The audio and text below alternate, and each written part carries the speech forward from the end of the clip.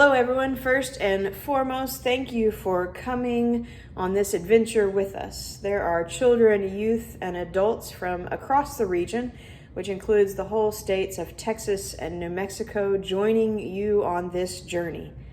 I hope you're able to experience God in new and different ways through this adventure.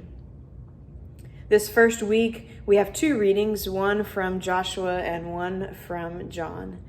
The Joshua reading comes to us from chapter 4, verses 1 through 9.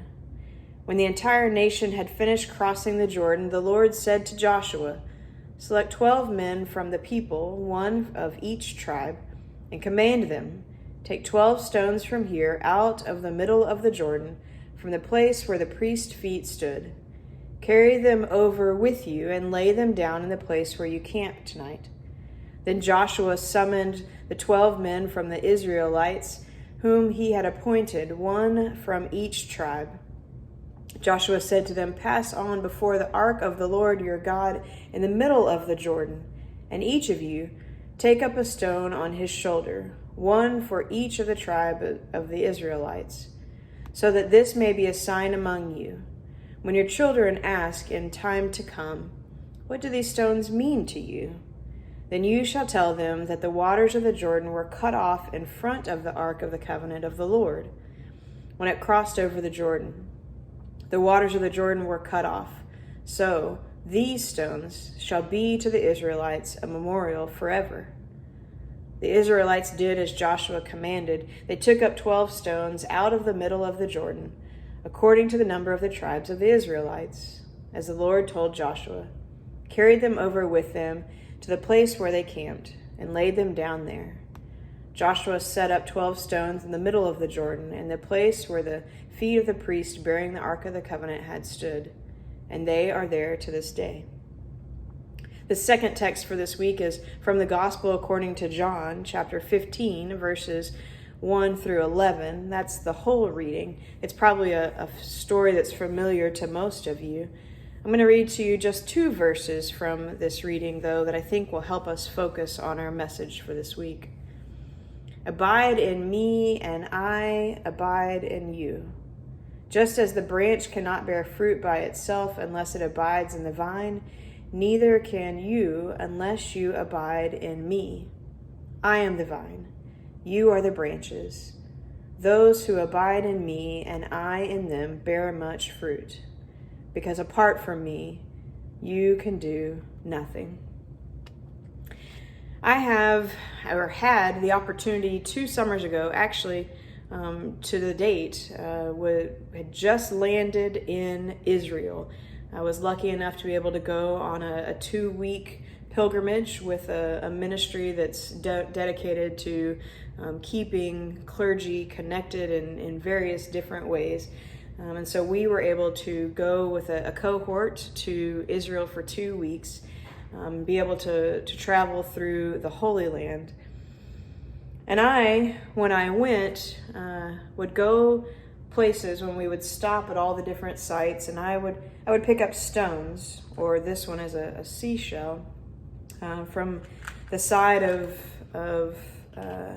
the Dead Sea, or from the side of the Jordan River, or from the Sea of Galilee, or from specific sites. I would pick up these stones everywhere I went, and I've kept them with me as a reminder. Now, I couldn't tell you exactly where each one of these stones comes from, though I can tell you that I have some sea glass that's from the Dead Sea.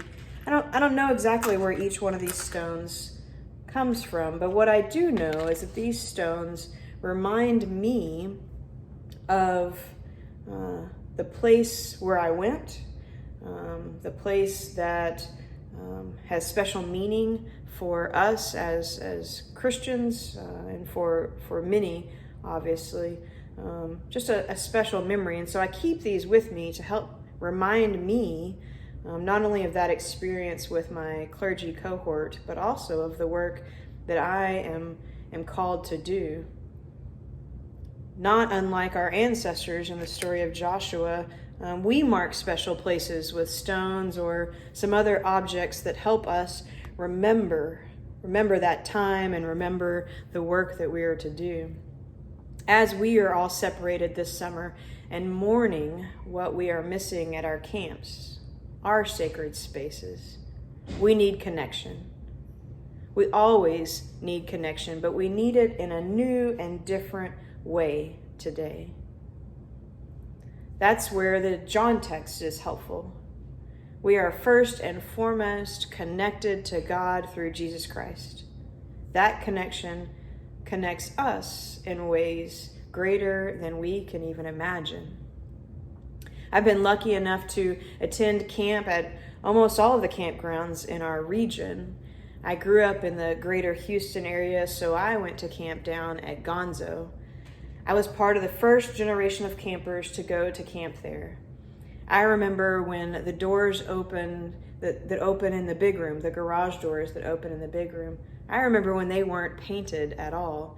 And to tell you the truth, there was no way that they would have ever let us paint those doors in those days. Everything was to be clean and special. And the lodge that's down the dirt path road, that lodge was just a pipe dream in those days. All we had was that one big room. And I'll tell you that you haven't camped until most of your day is spent without AC. We ate in no AC. We did all of our activities with no AC, including small groups in the gazebos. We slept in AC though, but you haven't camped until you've done that. And that's something those of you who have experienced camp on the creative side at Disciples Crossing knows a thing or two about as well. Most of my ministry has been in the greater Dallas-Fort Worth area, so I have been fairly active at Disciples Crossing. My ministry has given me the opportunity to take youth up to Cedar Glen and over to Lake Brownwood.